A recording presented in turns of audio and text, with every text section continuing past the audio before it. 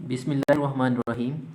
अस्सलामुअलैकुम student. Chapter number 22 उसको हम डिस्कस कर रहे थे और आज के लेक्चर में हमने जिस टॉपिक को डिस्कस करना है उसका टाइटल है इरेथ्रोब्लास्टोसिस फीटलिस।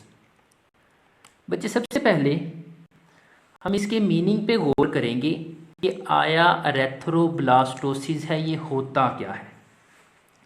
बच्चे, इसको आपने ब्रेक कर लेना है दो पार्ट के अंदर।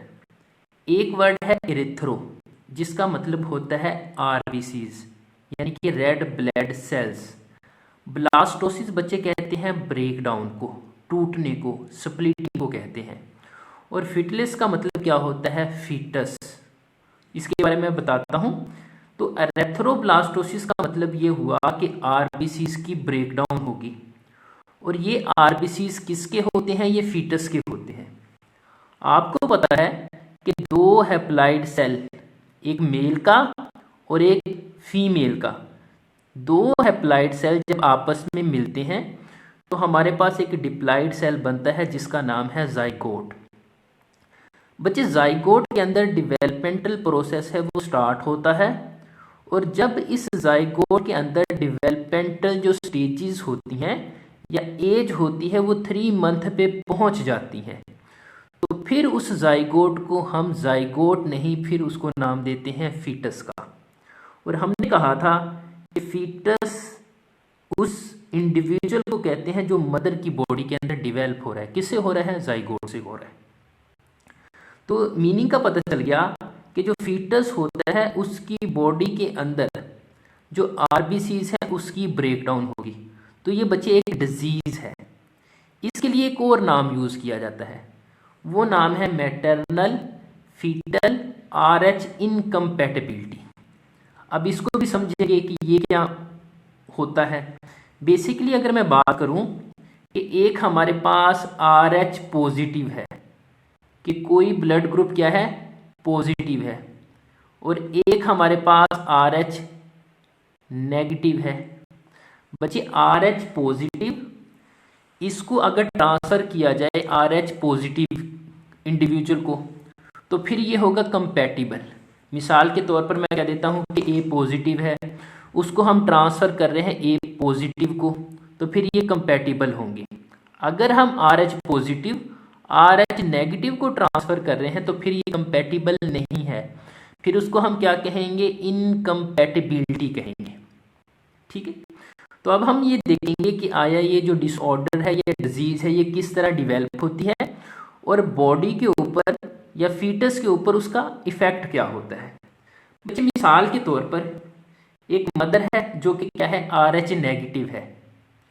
RH नेगेटिव है, उसकी हम शादी करवा देते हैं RH पॉजिटिव मेल के साथ।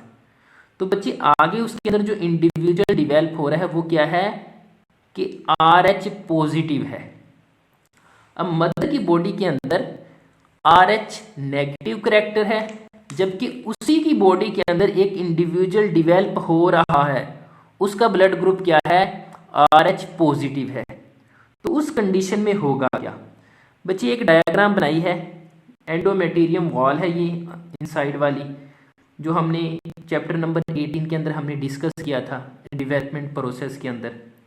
बच्चे, इसमें होता क्या है कि ये देखें कि ये जो वॉल है इसको हम नाम देते हैं प्लेसेंटा का। इसके अंदर क्या है कि एक इंडिविजुअल की डेवलपमेंट हो रही है। अब हमने कहा कि बेबी की ब्लड ग्रुप क्या है, RH पॉजिटिव है।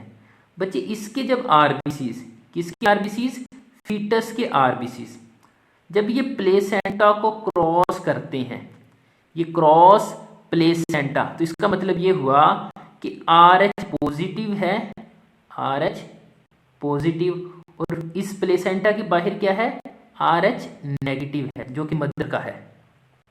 बस ये प्लेसेंटा को जब क्रॉस करता है, ठीक है, तो होगा क्या कि मदर की बॉडी के अंदर जो RH नेगेटिव है वो एक एंटीबॉडी डिवेल्प कर लेती है, एंटीबॉडी। अब ये एंटीबॉडी करती क्या है बच्चे, ये जो एंटीबॉडी होती है ये RH पॉजिटिव किसका है, फीटस का, उसके ऊपर अटैक करती हैं और इसकी ब्रेक डाउन कर देती हैं, इसको स्प्लिट कर देती हैं, तोड़ देती हैं। इसके अलावा एक काम और होता है, वो क्या होता है कि यही एंटीबॉडी दोबारा से क्या करती हैं, प्लेसेंटा को क्रॉस करती हैं, और प्लेसेंटा को क्रॉस करने के बाद ये फीटस का जो आरबीसीज होते हैं या ब्लड होता है उसमें मौजूद आरबीसीज को डिस्ट्रॉय करती हैं, उसकी ब्रेक डाउन करती हैं, उसको तोड़ती हैं। अब उसके नतीजे में होगा क्या कि जब आरबीसीज टूटेंगे तो जो इंडिविजुअल होगा जिसकी डेवलपमेंट हो रही है, फिटस की हम बात करें, उसके अंदर बच्चे आरबीसीज की डेफिशिएंसी हो जाएगी। मतलब आरबीसीज की डेफिनेशन का मतलब ये होगा कि उसकी बॉडी के अंदर ब्लड की डेफिशिएंसी हो जाएगी। ठीक है, तो इस तरह हम कहते हैं कि जब एक आरएच पॉजिटिव इंडिविजुअल जो कि डेवलप हो रहा है, जब वो प्लेसेंटा को क्रॉस करेगा तो मदर की बॉडी के अंदर एंटीबॉडी बनती है, और वो एंटीबॉडी क्या करती हैं, इस आरएच पॉजिटिव के ऊपर अटैक करती हैं और इस आरबीसीज को तोड़ती हैं, या हम कह लें कि डिस्ट्रॉय कर देती हैं। अब बच्चे हमने ये देखना है कि ये तमाम प्रोसेस से मदर की जो बॉडी होती है उसके ऊपर क्या इफेक्ट होता है। तो हमने लिखा है क्रोनिक कंडीशन। बच्चे होगा क्या कि सबसे पहले जो सिम्टम्स की अगर हम बात करें या कंडीशन की बात करें तो उसमें हमने लिखा है कि अबॉर्शन है, कि पहले ये होगा कि इंडिविजुअल की डेवलपमेंट है वो कंप्लीट होगी ही नहीं। ठीक है, क्या हो जाएगा, अबॉर्शन हो जाएगा। इसके लिए आप वर्ड यूज करते हो मिसकैरेज का, या फिर आप कह लें कि इमेच्योर बर्थ होगी। ठीक है, अगर वो कहते हैं कि अबॉर्शन वाली कंडीशन अपेयर नहीं होती और इंडिविजुअल की जो डेवलपमेंट है वो कंटिन्यूसली होती रहती है, तो फिर क्या होगा। फिर बच्चे ये होता है कि अब ये देखें कि जब एरेथ्रोब्लास्टोसिस का प्रोसेस होता है मतलब ब्लड की डेफिशिएंसी हो रही होगी, तो इससे प्रेशर जाता है स्प्लीन के ऊपर और लीवर के ऊपर। ये मजीद ब्लड को प्रोड्यूस करने की कोशिश करती हैं, तो प्रेशर जाएगा तो जिससे क्या होगा कि स्प्लीन और लीवर मजीद ब्लड प्रोड्यूस करने की कोशिश करेंगी। बच्चे इस कोशिश में क्या होगा कि उसके ऊपर प्रेशर जाएगा जिसकी वजह से लीवर और स्प्लीन है ये स्वेल कर जाएंगी, तो एक इफेक्ट ये होगा।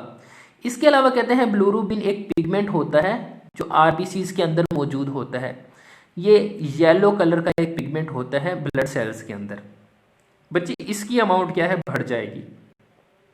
अब ब्लूरुबिन पिगमेंट की जब अमाउंट बढ़ जाएगी तो उससे होगा क्या बच्चे, उससे होगा जॉन्डिस, जिसे हम यरकान भी कहते हैं या उर्दू में इसे पीलियापन भी कहते हैं, तो ये भी हो सकता है।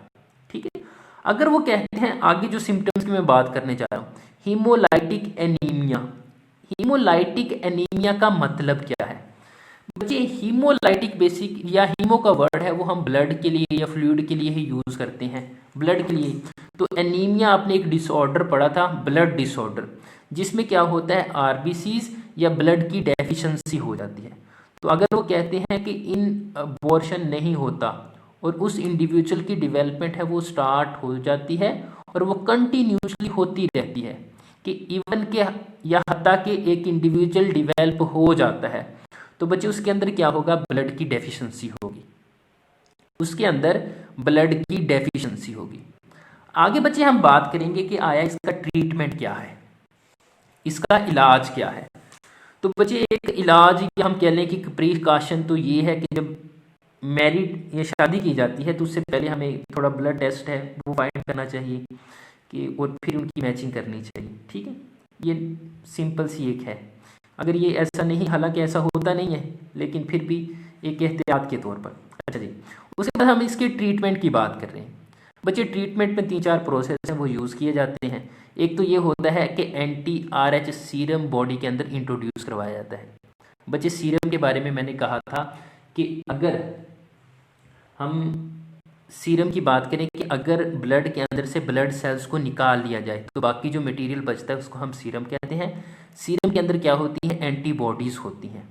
तो सीरम के अंदर कैपेबिलिटी होती है कि ये एंटीबॉडीज़ को प्रोड्यूस करता है। तो एंटी आरएच सीरम इसको देना चाहिए ताकि वो आरएच फैक्टर को प्रोड्यूस ना कर सके या एंटीबॉडीज प्रोड्यूस ना कर सके। तो ये एक ट्रीटमेंट है। दूसरा बच्चे क्या होता है कि ब्लड चेंज किया जाता है, कि जो इंडिविजुअल डिवेल्प हो रहा है, बाज़ दफ़ा शायद आपने ये देखा भी हो प्रोसेस कि जब डिलीवरी होती है उसके बाद क्या है कि बच्चे का जो ब्लड ग्रुप है उसको चेंज कर दिया जाता है। ठीक है, तो ब्लड चेंज करना ये डूरिंग डिलीवरी या हम कह लेंगे सॉरी डूरिंग प्रेगनेंसी भी इसको चेंज किया जा सकता है, या आफ्टर बर्थ उसको भी फिर चेंज किया जा सकता है। इसके अलावा बाज़ दफ़ा वो कहते हैं कि sometime ABO blood group system होता है, ये भी इन्वॉल्व होता है कि जो एबीओ ब्लड ग्रुप सिस्टम है ये भी किसी हद तक इसके ट्रीटमेंट के अंदर या इसको क्योर करने के लिए इस्तेमाल होता है। मिसाल के तौर पर एक एग्जांपल यहाँ काउंट करेंगे कि मिसाल के तौर पर जो मदर है उसका ब्लड ग्रुप क्या है, ओ नेगेटिव है। तो आपने ये पढ़ा था कि ओ जो ब्लड ग्रुप होता है उसके अंदर एंटीजन कोई मौजूद नहीं होती, लेकिन एंटीबॉडी है वो दोनों मौजूद होती हैं। तो अगर फ़र्ज़ करें जो बच्चा है उसका ब्लड ग्रुप ए पॉजिटिव है, बी पॉजिटिव है, तो होगा क्या, मदर की बॉडी के अंदर ऑलरेडी एंटीबॉडी है वो मौजूद है, इसको किसी भी किस्म की इम्यूनिटी वगैरह डेवलप करने की ज़रूरत नहीं है। तो इस तरह भी क्या होता है कि इस कंडीशन को हम हैंडल कर सकते हैं। तो बच्चे आज के लेक्चर के अंदर हमने एरेथ्रोब्लास्टोसिस फीटस के बारे में पढ़ा, जिसके अंदर हमने ये देखा कि जो फीटस होता है उसकी बॉडी के अंदर जो आरबीसी है उसकी ब्रेकडाउन होती है। ठीक है, तो उम्मीद है आपको इस लेक्चर की समझ आ गई होगी। अगर कहीं भी कोई प्रॉब्लम हो या किसी पॉइंट की नहीं समझ आई तो आप मुझसे पूछ सकते हैं। नेक्स्ट लेक्चर तक अल्लाह हाफिज़।